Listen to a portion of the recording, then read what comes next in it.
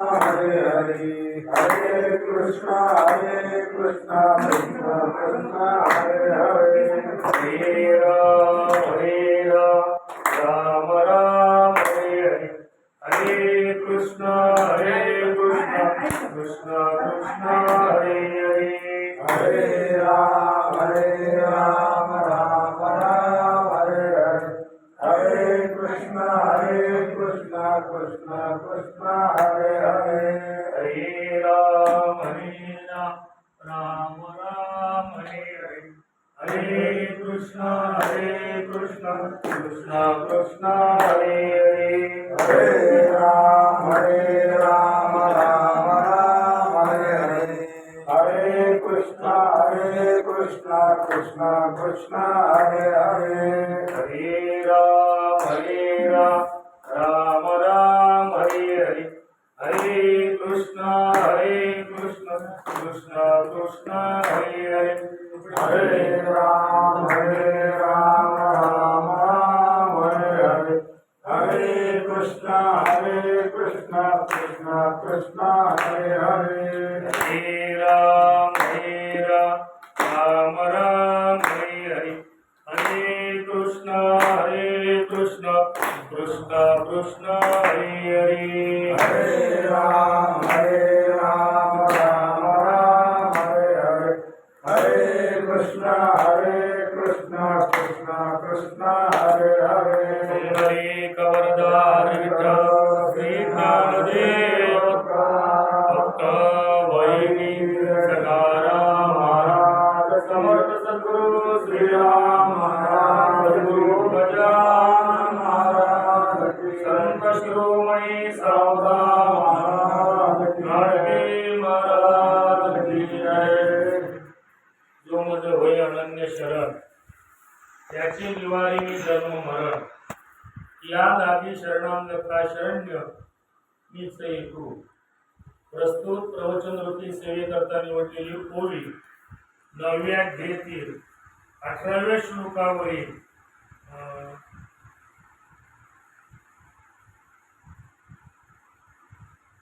288 क्रमांकाची ओवी आणि या ओवीद्वारे भगवान अर्जुनाला जन्म मरण निवारण करण्याचं साधन सांगत आहे. सेवा काय निमित्ताने सर्वांना कल्पना आहे. प्रथमच वर्षी श्री संत गजानन महाराज आश्रम टाकळी तालुका बाळापूर जिल्हा अकोला विदर्भ इथून 30 तारखेपासून चालू असलेला आपला हा पालखी सोहळा आणि आज त्या पालखी सोहळ्याचं मुक्काम अनेक संतांच्या पदपर्शाने नामचिंतनाने भगवंताच्या रजकणाने सावता संत शिरोमणी सावता महाराज यांच्या जन्माने आणि समाधीने पवित्र आणि पुनीत झालेले अरणग्राम आणि अरणग्रामामध्ये राहणारे परमार्थ प्रेमी श्री हरिभक्ती परायण यांचे लक्ष्मण भाऊ वाघमारे यांच्याकडे आज आपला मुक्काम आणि योगायोगाने त्यांचे 2 नंबरची चिरंजीव श्री हरिभक्ती परायण वैकुंठवासी नवनाथ भाऊ लक्ष्मण वाघमारे त्यांचे 3य पुण्यस्मरणानिमित्तानं आज अन्नदान आहे. चला, ज्या गावामध्ये आपलं प्रवचन आहे या गावाचा जर विचार केला, अनेक संत महात्मे नामदेवाराचं वर्णन करतात आणि ते नामदेवारा या गावाचं वर्णन करतात. नामदेवारा धन्य आहे ते अरण, धन्य ते अरण, रत्नाची ते खान, जन्मला निदान सावता ते. म्हणजे अरण असे अनेक असले पाहिजेत. ती अरण म्हटलं ना. पण ज्या गावामध्ये सावता महाराज जन्माला आलेले आहे ते गाव धन्य आहे. ज्या गावामध्ये तुकोबरे जन्माला आलेले आहे ते गाव धन्य. धन्य देव गाव पुण्यभूमी ठाव तेथे नांददेव पांडुरंग. त्याचप्रमाणे नामदेव महाराज या गावाचं वर्णन करतात आणि प्रत्यक्ष भगवान या गावाला आलेले आहेत आणि दरवर्षी येतात. प्रसंग असा आहे, आज आपण लवडवरून आलो. मुंगी पैठण गाव आहे, तिथं राहणारे कुर्मदास महाराज हात नाही पाय नाही वारकऱ्यांच्या मुखातून ऐकलं पांडुरंग परमात्मा दीनदयाळू आहे आणि त्या पंढरपूरची वारी केली पाहिजे म्हणून ते पंढरपूरला निघाले. लोळत लोळत निघाले. कोण तोंडात घातलं तर खायचं, कोण पाणी टाकलं तर प्यायचं. हात नाही ना पाय नाही. लगेच येत असताना अरण आपल्या लोणपर्यंत आले आणि लोणपर्यंत आले असताना थकले. आता थकल्यानंतर काही वारकरी मंडळी चालली होती आणि वारकरी मंडळी सांगितलं, महाराज तुम्ही पंढरपूरला चालले, भाग्यवान तुम्हाला हातपाय आहे. मला हातपाय नाही, पण माझा निरूप पांडुरंगाला सांगा. पंढरपूरला वारकरी मंडळी गेली आणि पंढरपूरला पांडुरंगाला सांगितलं. प्रत्यक्ष पांडुरंग परमात्मा नामदेव महाराज आणि ज्ञानेश्वर महाराज या रस्त्यानं आले. आपण ज्या रस्त्याने आलो ना त्या काळामध्ये रोडच कसले, त्या रस्त्यानं आलेले आहेत. आल्यानंतर लवळला गेले. तिथं प्रत्यक्ष भगवंताने त्यांना समाधी दिली, म्हणजे आंघोळ घातली. तिचे तळ आहे ना, ती विहिरीचं पाणी, ते चंद्रभागा आहे. चंद्रभागा म्हणजे कुर्मदास महाराज करता भगवंताने तिथं चंद्रभागा तयार केली. चंद्रभागेला पाणी असलं तरच तिथं पाणी राहते. चंद्रभागा आटली की तिथं पाणी राहत नाही. हे वैशिष्ट्य आहे त्या विहिरीचं. तिथं चंद्रभागेची आंघोळ घातली. भगवंताने प्रत्यक्ष कुर्मदास महाराजांना समाधी दिली. समाधीचा उत्सव केला आणि समाधीचा उत्सव करून येत असताना नामदेव महाराज सांगितलं, मला ताण लागलेली आहे. यायला लागले आणि येता येता भगवान सावता महाराजच्या मड्यामध्ये गेले आणि यांचं चालू होतं कांदा मुळा भाजी. अवघी विठाबाई माझी, लसूण मिरची कोशिंबिरी, अवघा झाला माझारी, मोठ नाड विरदोरी, अवघी व्यापिली पंढरी, सावता म्हणे केला मळा, विठ्ठल पायी होईला गडा. आणि अशा सावता महाराजच्या मळामध्ये गेले आणि भगवंताने सांगितलं, सावता महाराज माझ्या मागे चोर लागलेले आहेत, मला तुम्ही लपवा. त्यांनी सांगितलं केडीत लपवा, उसात लपा. त्यांनी सांगितलं केडीत लपल्यानंतर, उसात लपल्यानंतर चोर माझ्या मागे अठ्ठल लागले, ते मला धंदून काढतील. मग कुठं लपवायचं? लगेच सावता महाराजजवळ विळा होता. आपलं हृदय विरदळलं आणि भगवान हृदयामध्ये बसले. नामदेव महाराज आले, ज्ञानोबराय आले देवाला पाहत आणि सावता महाराजला विचारलं, तुम्हाला देव दिसले का? सावता महाराज देव दिसले का? देव सर्व ठिकाणी आहे. विठ्ठल जडीच तळी भरला, सर्वागती राम, सर्वस्व चाह. नंतर ज्ञानोबरांच्या लक्षात आलं. लगेच ज्ञानोबरांना थोडा फडकं दिसलं, म्हणजे देवाचा शालू दिसला. त्यावेळेला ज्ञानोबरांनी दाखवलं आणि नामदेव महाराजांनी आकडलं. म्हणजे ज्ञान दाखवते आणि नाम आकडते. ज्ञानेश्वर महाराज म्हणजे ज्ञानाने देवाला दाखवलं आणि नामाने आकडलं. आकडल्यानंतर लगेच नामदेव महाराजांनी बाहेर काढलं आणि बाहेर काढल्यानंतर मग हा अभंग तयार झाला. धन्य ते अरण जन्मला निदान सावता ते, सावता सागर प्रेमाचा आगर, धरला अवतार मार्या घरी. तिसरं चरण आहे, धन्य त्याची माता, धन्य त्याचा पिता, साठविला दाता त्रैलोक्याचा दाता. सावता महाराजांनी साठवलेला आहे. नामदेव महाराज नामा म्हणे त्यांचा जन्म सफल झाला, वंश उद्धरीला माडियाचा, म्हणजे माडी समा. आता त्या माडीचे प्रकार आहेत. मग एक जिरे माडी आहे, एक कासे माडी आहे, एक फुल माडी आहे. पण आपले सावता महाराज कोणती माडी होती माहिती आहे का? फुल माडी होती. जाई जुई व्यानी, म्हणजे आपल्याला तिकडे जायचं नाही म्हणा. ते कोणते माडी आहेत? फक्त माडी समाजाचे आहेत. आणि माडी समाजाचा कुडामध्ये अवतरला येऊन महाराजांनी सर्वांचा उद्धार केलेला आहे. म्हणजे सर्वांचा उद्धार केला माडी समाजाचा, म्हणजे बाकीच्यांना खावा प्यायला असं नाही. त्यांनी त्यांच्या पाऊल टाकून जीवन जगावं म्हणून असं हे अरण ग्रामामध्ये राहणारे आमचे लक्ष्मण भाऊ यांचा आणि आमचा जवळजवळ 30 वर्षापासूनचा परिचय. पूर्वी म्हणजे आता देखील आमची अंजनगावची दिंडी यायची आणि अंजनगावची दिंडी आल्यानंतर पहिली ओळख यांचीच झाली. पहिली ओळख झाली, त्यांना बरेच सहकारी होते. सिद्धभाऊ सहकारी होते, एक अधिक कोणतरी होतं, बबन भाऊ होते आणि भाऊ देखील होते. मग ते काही निष्ठेत गेले, काही राहिले. पण हे निष्ठावंत आहे, राहिलं. घर पाहिल्यानंतर मला असं वाटलंच नाही वाघमारेचं घर आहे. एक पहिले टिनाचं पत्र होतं त्या वरच्या वाडीला, टिनाचं पत्र तिथून यायचे हे पोरं लहान लहान, आणि सर्व त्यानंतर अशी प्रगती होत गेलेली आहे. आणि प्रगती होत असताना पण मध्ये थोडा 2 वर्षाच्या आधी थोडा त्यांच्या संसारामध्ये आघात झाला. आघात असा झाला, आमचे नवनाथ भाऊ फार कष्टाचा माणूस होता. 50 किलोची गोणी एकटाच उचलत होता. 50 बोरीच्या गोण्या एकटाच टाकत होता. एवढा कामाचा मुलगा शॉक लागून गेला. शॉक लागून. आणि असं आहे, ही कर्मभूमी आहे. देवाला कर्म चुकलं नाही, देवाच्या मायाला चुकलं नाही, देवाच्या बापाला चुकलं नाही, देवाला चुकलेलं नाही. कर्मे श्रीरामा वनवासा गेला, कर्मी दशरथी वियोग नेला, कर्मी वियोग घडला सीतादेवी, कर्मी मनमत झाला श्रीराम.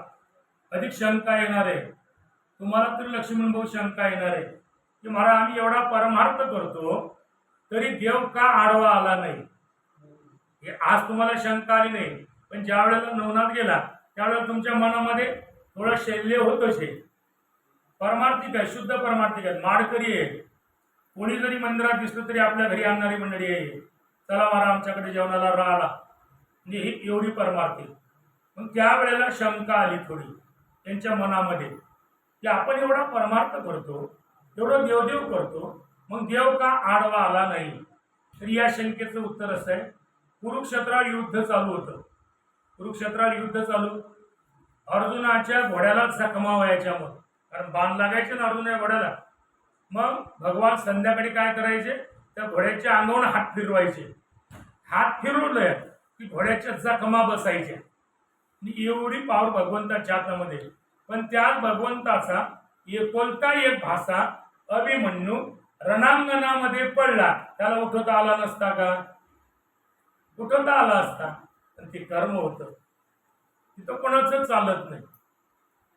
आणि कर्मानुभोगच्छती जीव लोका, केले कर्म झाले. तुम्हाला महाराज आम्ही आमच्या जीवनामध्ये आमच्या परिवाराने, आमच्या बापदादाने म्हणजे विठ्ठलरावने फार प्रेमळ होती ती देखील. नंतर हा घराणा एवढा प्रेमळ आहे. त्यांचे वडील म्हणजे लक्ष्मण भाऊचे वडील देखील फार परमार्थी. आणि असे परमार्थिक असताना गरीब होते, पण अभिमानी नव्हते, स्वाभिमानी होते. आपल्या घरातच मीठ भाकरी खायचे, कोणा दारात जायचे नाही. आणि परमार्थाची सारखी ओढ. भाग्यवानच लोक आहेत हो, क्षेत्राच्या ठिकाणी जन्माला आले. ते काय भाग्य पाहिजे यांचं की ज्या क्षेत्रावर भगवान दरवर्षी येतात. आता आपली आषाढी वारी झाली की पुढे अमावस्येची वारी, 15 दिवसांनी येणारी वारी. भगवान स्वतः येतात. भगवान कुठंच जात नाही, रथासह भगवान परमात्मा 2 ठिकाणी जातात. फक्त एक आळंदीला आता चालू केली ती परंपरा, पण ही परंपरा भगवंताची चालूच आहे. यात्रा असते अमावस्येला, म्हणजे आता सावतामाराच्या पुण्यतिथीला फार मोठी यात्रा, फार दिंड्या, फडकरी. जसं पैठणला दिंड्या येतात, जसं आळंदीला दिंड्या येतात, तसं या अरण क्षेत्राला देखील सावतामाराच्या पुण्यतिथीला दिंड्या येतात. आणि स्वतः देवाचा रथ येतो. देवाचा रथ, देवाच्या पादुका या ठिकाणी येतात. आणि केवढं महत्व या गावाला, त्या गावामध्ये ही लोक जन्माला आलेले आहेत. पण ही कर्मभूमी इथून गेलो मी, कर्म भोगावंच लागणार आहे. कारण आम्ही आमच्या जीवनामध्ये कधीच वाईट कर्म केले आमच्या वाघमारे परिवाराने. तरी मात्र मग असं का झालं आमच्या जीवनामध्ये, त्याचं कारण आहे हजारो जन्माचं कर्म भोगून द्यावं लागतं. हजारो जन्माचं. गाई रानामध्ये चरण्याकरता सोडल्या, एखादं गोठ्यामध्ये वासरू बांधलेलं आहे.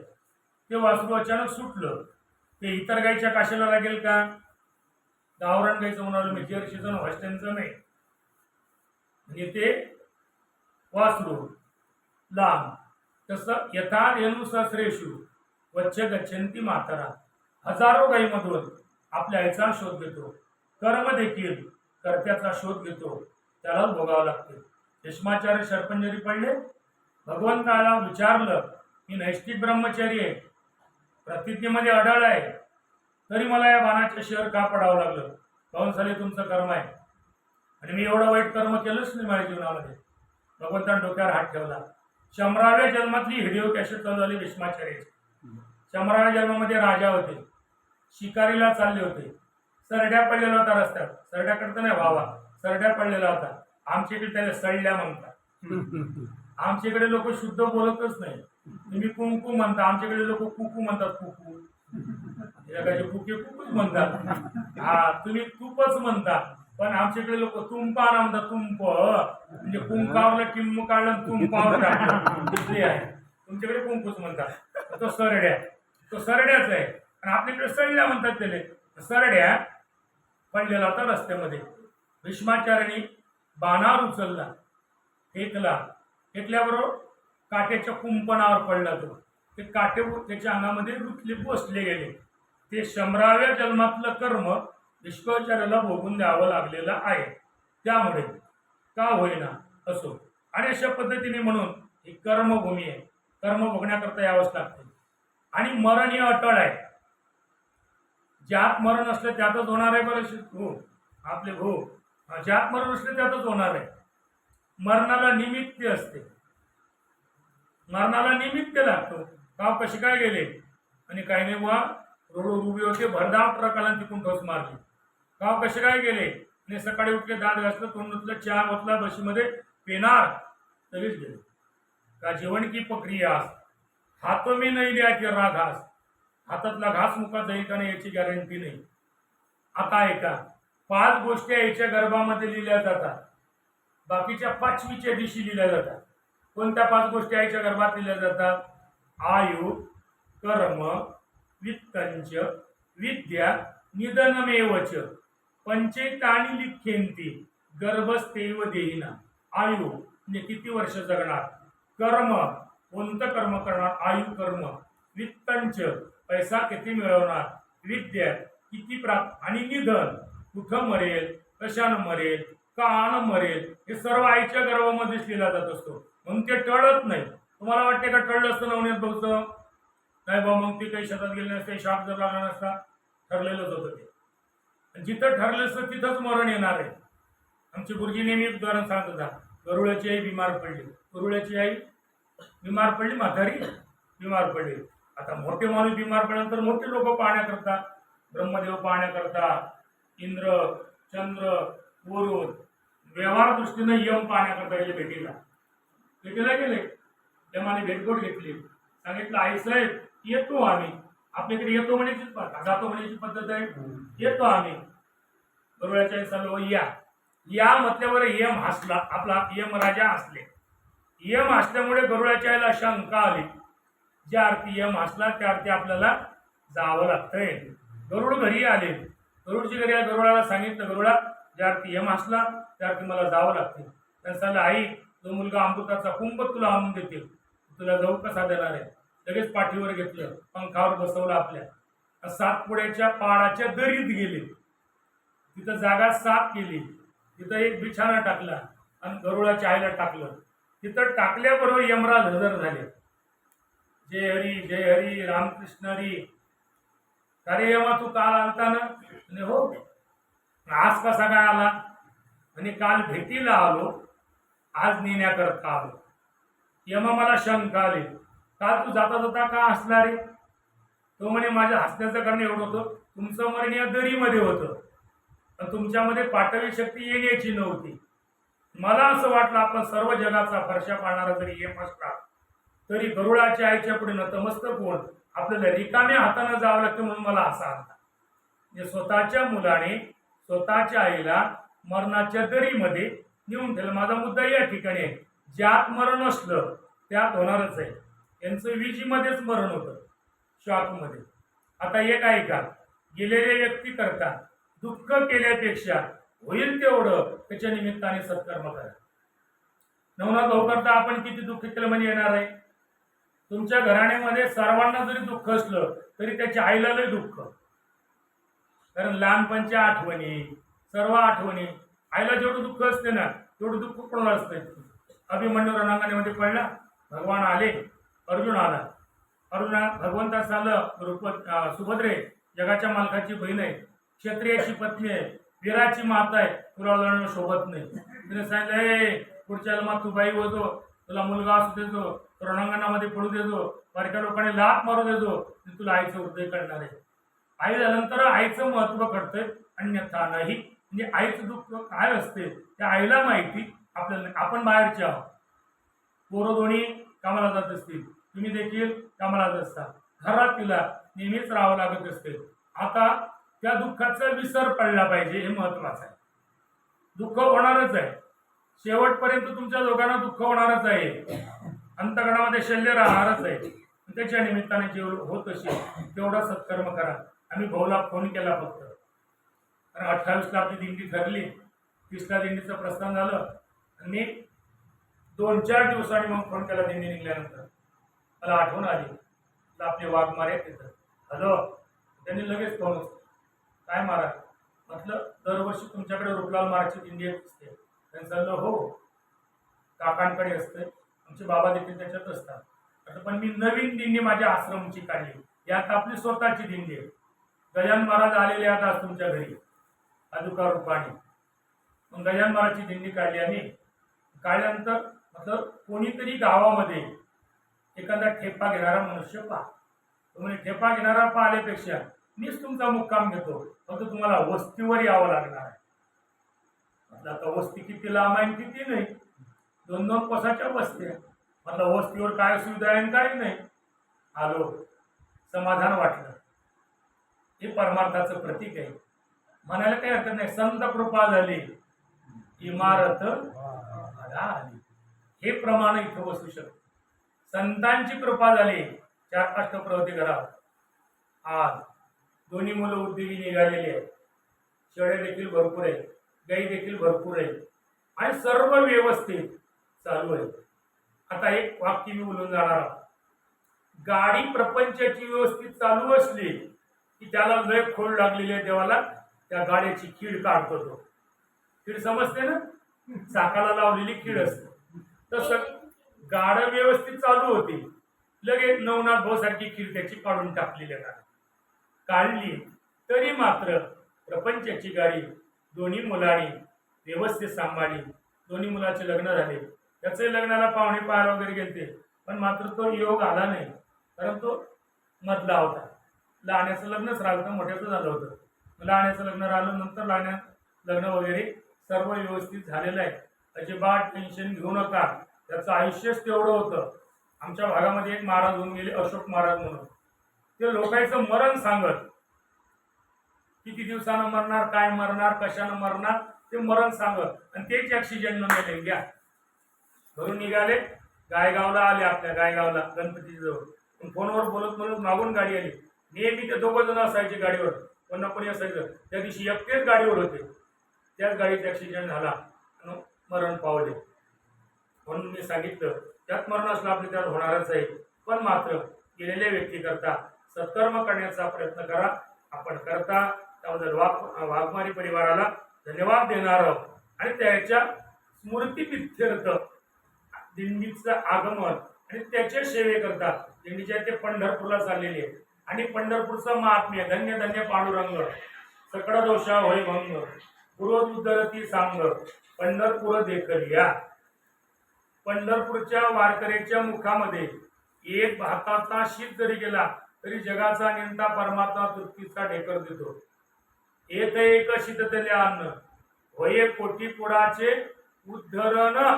राहिलं कोटीपुडाचा उद्धार तो व्हायलाच आपल्या पूर्वजाचा, नवनाथ भाऊचा तर होणार आहे ना. आणि हे अनिच्छा मरण झालं, मनाशंका घ्यायची नाही. बरोबर, अनिच्छा मरण म्हणजे परेच्छा मरण, स्वइच्छा मरण आणि अनिच्छा मरण. या देहाचा 3 प्रकारचा नाश आहे. स्वभाव नाश आहे, आश्रय नाश आहे आणि परका नाश आहे. स्वभाव नाश आंबा, खाल्ला तरी नाश पावतो, नाही खाल्ला तरी केळी, खाल्ली तरी नाश पावतो, ना खाल्ली तरी तो स्वभाव नाश झाला. परका नाश, परका नाश म्हणजे दुसऱ्याकडून, विंचू सर्पाकडून, विचीकडून झालेला हा परका नाश आहे. परका नाश झाला या देहाचा. आश्रय नाश, भिंतीवर चित्र काढलं, ते भिंत पडली, आता चित्राचं काय झालं, पडोनिया गेली भिंती, चित्राची होय केवढं माती. किंवा गाडीमध्ये आपण बसलो, त्या गाडीचा ॲक्सिडेंट झाला, गाडी आश्रय झाली, आपला नाश झाला. तो कोणता नाश झाला, मग आश्रय झालेला आहे. यांचा जो आहे तो परका नाश झालेला आहे. अधोगतीला कोणता म्हणतो ते माहितीये का? भूत पिशाची योनीला. स्वतःवरून जर आत्महत्या केली तर, स्वतःवरून रोगर घेतलं, गळ्यामध्ये फास लावला, विहिरीमध्ये आत्महत्या केली, मग तो दुर्मरण झालेला आहे. ते दुर्मरण झालेलं नाही, हे अनिच्छा मरण झालेलं आहे. तो दुर्गतीला गेलेला नाही, सद्गतीलाच गेलेला आहे. त्याच्या निमित्तानं येणाऱ्या दिंड्यांना, येणाऱ्या वारकऱ्याला अन्नदान ही मंडळी करतो. कुठलं त्याचं दुर्मरण होणार आहे. आणि असे या त्याच्या स्थित्यर्थ आज सेवेकरता निवडलेली ओवी प्रसंगावधानाने घेतलेली आहे. भगवान म्हणतात अर्जुना, जो मला अनन्य भावाने शरण येतो त्याचं मी जन्म मरण निवारण करतो. जो मज होये अनन्य शरण, जो मला अनन्य भावाने, अनन्य कशाला म्हणतात? अन्य आश्रयनाम त्यागो इति अनन्यता. किती अनन्यता असली पाहिजे? 3 दृष्टांत तुकोबऱ्यांनी दिले.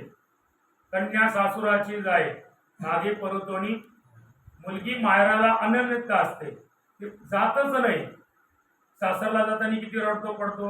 आता काही नाही, आता फोनच कुंकू झाल्याबरोबर लगेच फोन मिळतोय ना, त्या फोनवरच सगळ्या घरातला इतिहास सांगला जाते. माझे वडील कसे आहे, माझी आजी कशी, आई कशी आहे, आमच्या घरातले लोक कसे आहेत. त्यामुळे आता काही टेन्शन आलेलं नाही. पण पूर्वी काळ जर आपण विचार केला, तुमच्या काळातला फोन नव्हते, गाडीची सुविधा नव्हत्या, बैलबंडीनं प्रवास असायचा.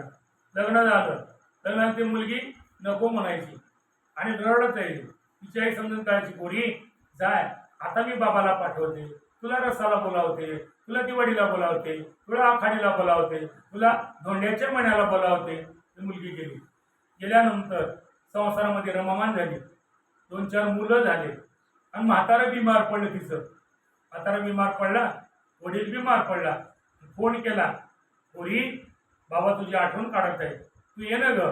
ते म्हणे मी आली असती, पण मालकाला ड्युटीवर जावं लागते, पोरं कॉन्व्हेंटला जातात, शाळेला जातात, त्यांचा डबा करण्याकरता कोण नाही, गाईची धार काढायची राहते, दूध न्यायला कोणी नाही, माझं येणं होत नाही. आता येणं नंतर येणं, त्याच्यापेक्षा मी नंतरच येणार आहो म्हणेन. घ्या, हा दृष्टांत कमी वाटला.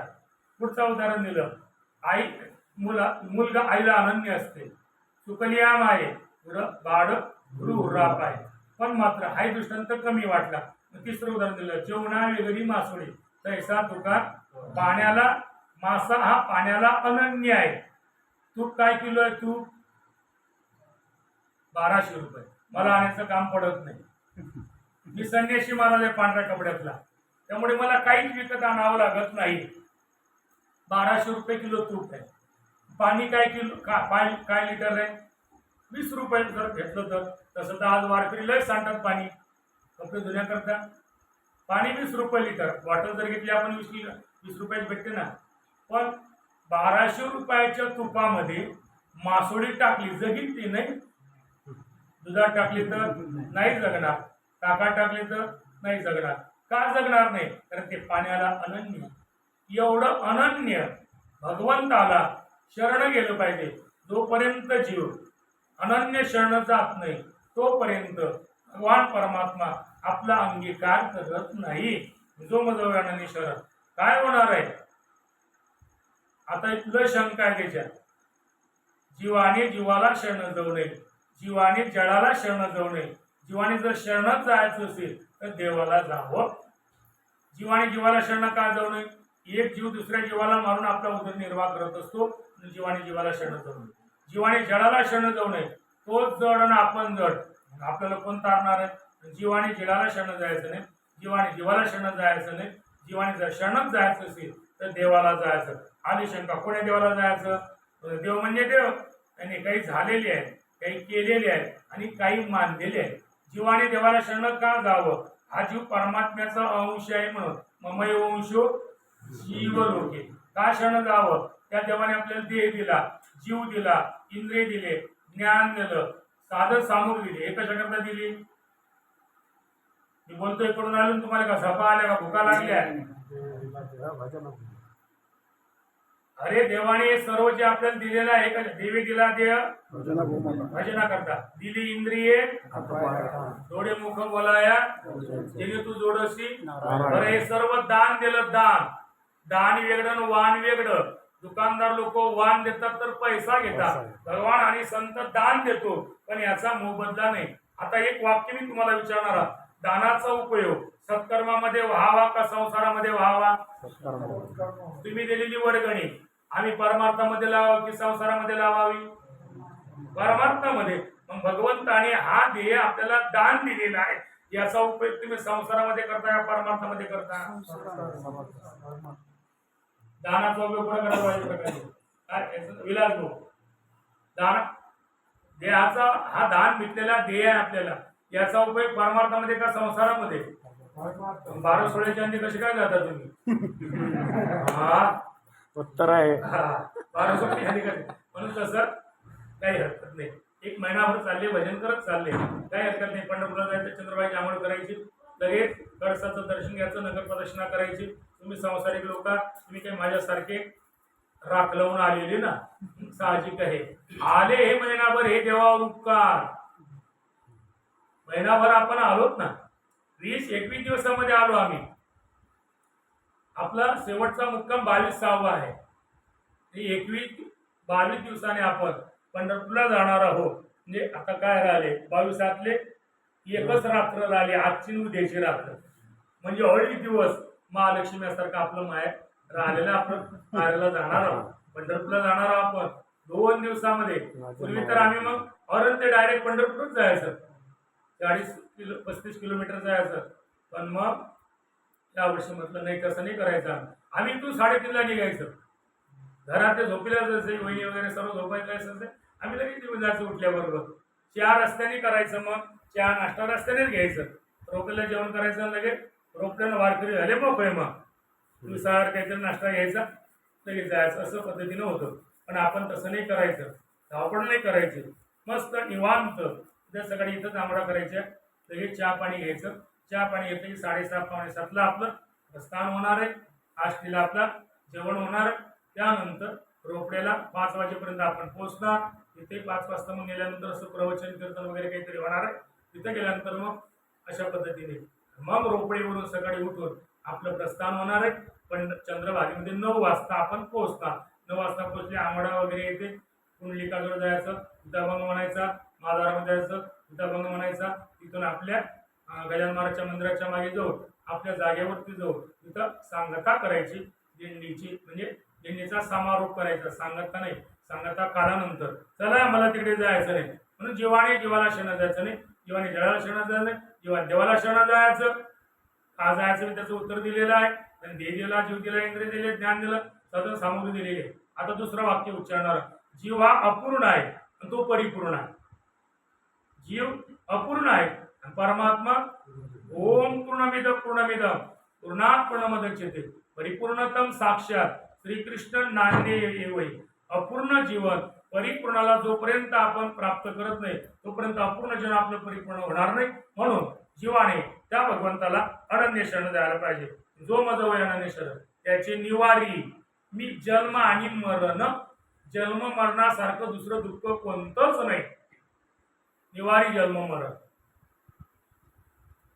काय करायला लागे? या लागे या करता शरणांगता शरण्य मीच एक शरणा येण्याकरता योग्य आहे. शरण जाण्याचा विषय गीतेमध्ये 2-3 ठिकाणी आलेला आहे. 9व्या अध्यायामध्ये गतिर्भट्टा प्रभू साक्षी निवास. 18व्या अध्यायामध्ये तमेव शरणं गच्छ सर्व भावेन भारत तत्प्रसादात पराम शांती स्थानं प्राप्स्यसि शाश्वत. सर्व धर्मान परित्यज्य मामेकम शरणम व्रज. म्हणजे शरण जाण्याचे विषय भगवंताने अनेक वेळा सांगितलेले आहे. इथं देखील इथं शरण जाण्याचं निवास शरणम या पदावरती आपण विचार केलेला आहे. ज्यांच्या स्मृती इत्यर्थ हा कार्यक्रम झालेला आहे. अन्नदान आहे. नवनाथ गुरुच्या निमित्ताने ज्या परिवाराला दुःख झालेले आहे, हे दुःख सहन करण्याची सहनशीलता परमात्मा देव. जे आपल्यातून 2 वर्ष झाली निघून गेलेले आहेत, त्यांचे आत्मशांती लावो एवढीच भगवंताच्या चरणी प्रार्थना. वाटचालीचं प्रवचन आहे, फार लांबणं योग्य नाही. स्वयंपाक तयार झालेला आहे आणि जेवणाऱ्याला देखील भुका लागलेली आहे. भावपूर्ण शब्दांजली अर्पण मी नवनाथ गुरूंच्या चरणी करतो. ओम पूर्णमिदं पूर्णमिदं पूर्णात् पूर्णमुदच्यते पूर्णस्य पूर्णमादाय पूर्णमेवावशिष्यते. हरि ओम. शांती शांती शांती. पुंडरी गवदा विठ्ठल श्री ज्ञानदेव